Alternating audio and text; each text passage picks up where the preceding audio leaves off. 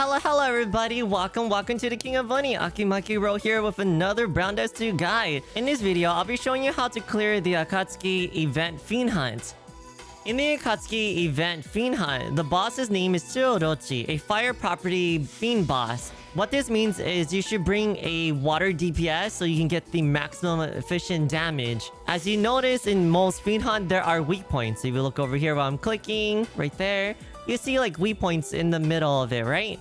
So, the difference in this Fiend boss compared to others is that you want to hit the 4th center slot weak part because it'll do 200% extra damage, while the other Fiend weak parts will only do an extra 100% damage. So, if you are using YUMI, it'll be super effective, or anybody can hit straight down the line like Shara, or you can use Zenith plus Secret Ustia, which work really well too.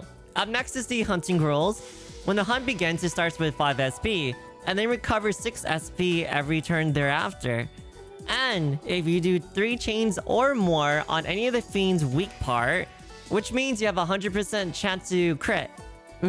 Which means you do not need to build your characters with crit rate, just stack a lot of crit damage. Moving on to Orochi's stats, as you look on the right side on the stat screen, you can see Orochi's damage typing. That's the most important thing to look at. Orochi does magical damage, which means that your entire team should be wearing magic resist armor. And with this boss, I 100% recommend your entire team to wear magic resist armor because this boss hurts. After the stats, normally I would talk about Orochi's skill sets. However, I'll be talking about the skill order and such while we are clearing the Orochi Fiend boss. Alright, let's move on to the team that I'll be using to clear today's Orochi Fiend boss. If you look on the screen before you, you can see the 2 teams that I'll be using to clear the Orochi Fiend boss, Fire Property.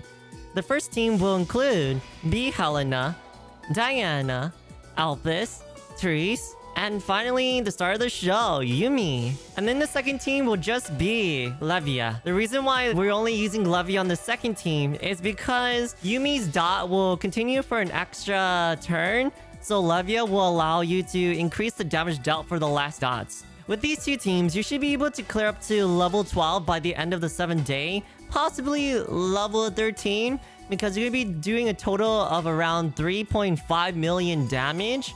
Because Yumi can do up to 500 million damage. About. Estimate. The first character of Team 1 will be Helena. I'll be mainly using B rank idol Helena at +5. And these are Helena's gears and stats. Make sure your characters are equipped with magic resist because you need around 80 to 90 to survive against the boss. They hit really hard. The second character of the first team will be Diana. I'll be mainly using Adventure of the Unknown Diana +5. And these are her gears and stats. As you can see, 90% magic resist. Make sure they all have magic resistance up to at least 80 to 90. The third character of the team will be Alphys.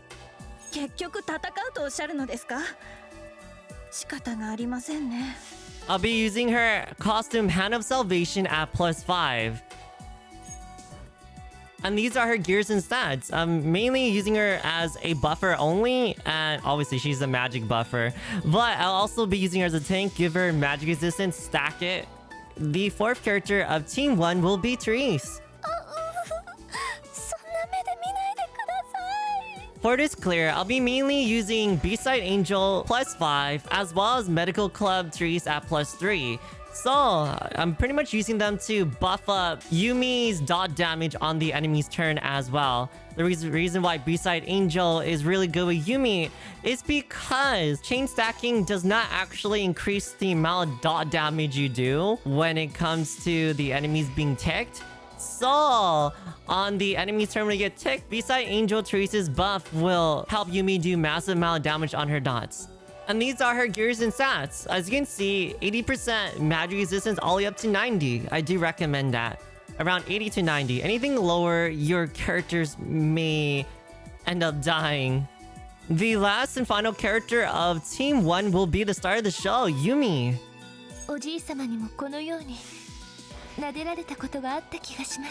I'll be using Yumi's Dancing Snowflake costume at +5. And these are Yumi's gears and stats. Make sure you are giving her good enough attack percent and crit damage, because her dot damage will definitely need it. As you can see, Yumi is dealing 475 million damage. And finally, moving on to Team 2. I'll be using Levia. Only Levia.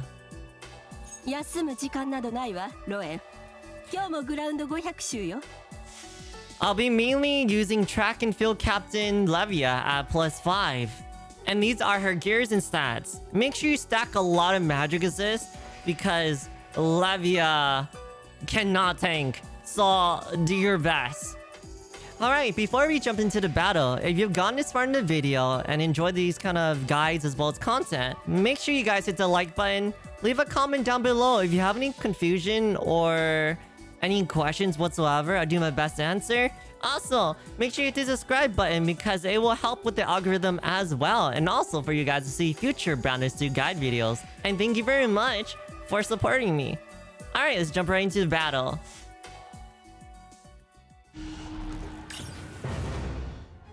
On that first turn, as you can see, Orochi is going to be activating its skill called Heavy Despair, which decreases incoming damage by 90%. So you want to hit its weak point just to do at least some damage, while stacking Yumi's dot damage. However, you also have to be careful. Do not activate any stat reinforcement buffs. The reason being is because of Orochi's condition number 1. Orochi's condition number 1 will activate upon any stat reinforcement effect, which pretty much means your team buffs. Do not activate it on the first turn. And the reason why you do not want to activate this on the first turn is because it will apply dot to your entire team, and then you'll be forced to try to activate every one of its other conditions before the next turn, which you'll see in the video. And what ends up happening is all your entire damage will be wasted, because Orochi is decreasing all your damage by 90%. Alright, let's get on with turn 1.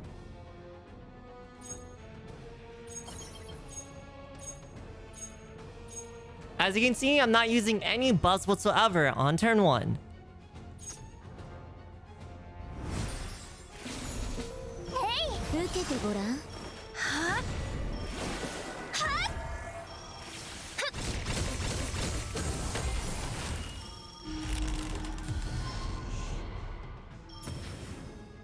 On turn 3, make sure you stack all your buffs on this turn. The reason being is because of Orochi's conditional 1 ability. Orochi's conditional 1 activates when you buff your entire team with stat reinforcement effects. And the reason why you want this is because it will apply dots to your entire team, and you need your characters to have dots in order to get the property damage and crit damage buff from Orochi. If you look at Orochi's conditional 2 ability, you can see that if the enemy is under dot effects, increase the enemy's property damage by 200%. So pretty much any of your characters who have dot and gets hit with this ability will get 200% property damage. And also, if you see the next turn after, if any enemy is under dot effects, increase the enemy's crit damage by 200%. That's the reason why you want the dot to be applied on the third turn, because you get all these buffs from property 200% and crit damage 200%, as well as Orochi's decreased incoming damage by 90% should fade away by after you get all of the damage buff. Alright, let's get on with turn 3. As you can see, I'm using Beastside Angel Teresa's to buff Yumi's dot damage.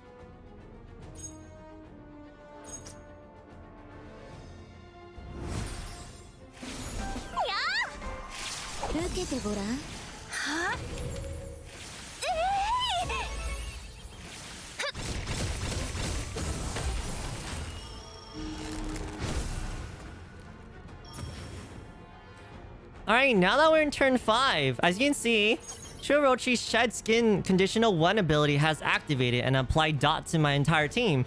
As you can see how much damage is doing, that's a lot of magic damage. If you do not have magic resist armor, your characters will die really fast. So make sure they have magic resist. Now that dot has been applied to your entire team, now you want to activate Orochi's Conditional 2 skill. In order to activate this, you want to cause 7 chain stacks. In order to do so, just feel free to copy how I do it. Alright, this is the formation for turn 5. As you can see, Therese is now using Medical Club to buffing Yumi's damage further, and Yumi will continue causing stacks.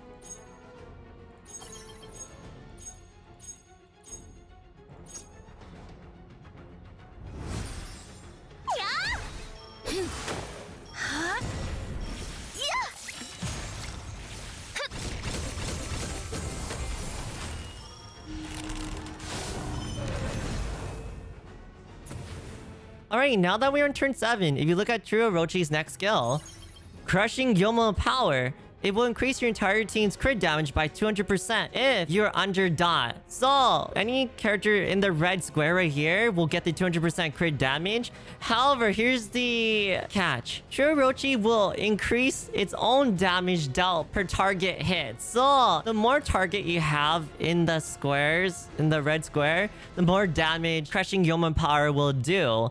So, that's another reason why you want Magic Resist on all your characters. Alright, this is the team formation for turn 7. For free to copy it, this is pretty much what you need to do to get the most optimum damage.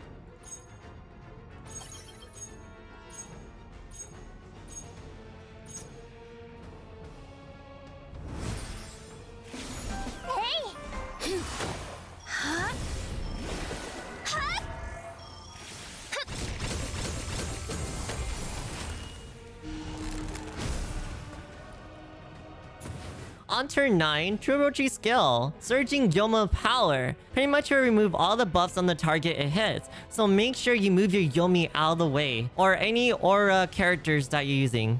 Alright, let's set up the team formation. This is the team formation for turn 9.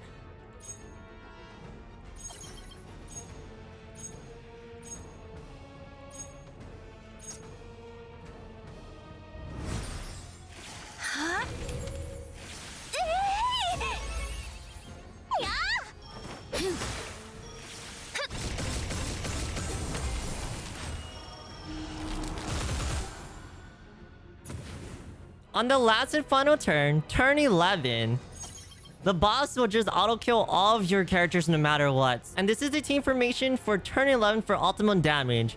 Pretty much Alpis will again help with the stacking, everybody else buffing, and Yomi will be resetting the cooldown stack on the bleeding stack. Alright, let's start it.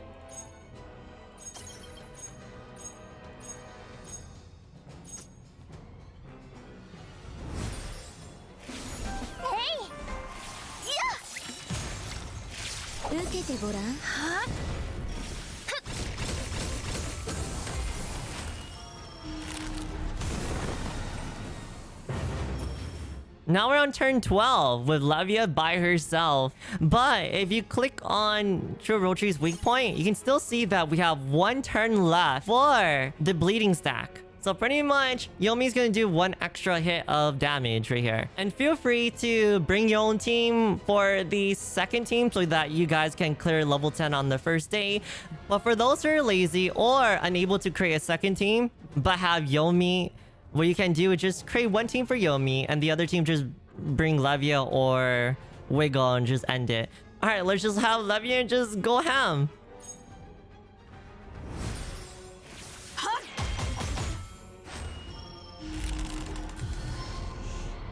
Alright, there you go. That's pretty much how you clear True Orochi by the first day or the second day, or I guess by the 10th day. Because you only need to clear up to level 10 anyways. The rewards from level 11 and above aren't that spicy, so pretty much getting up to level 10 is pretty much everybody's end goal anyways. Hello Onis, if this video helped you out, don't forget to leave a like, consider subscribing to my channel if you haven't already, and I will see you all soon on the next video. See you next time Onis!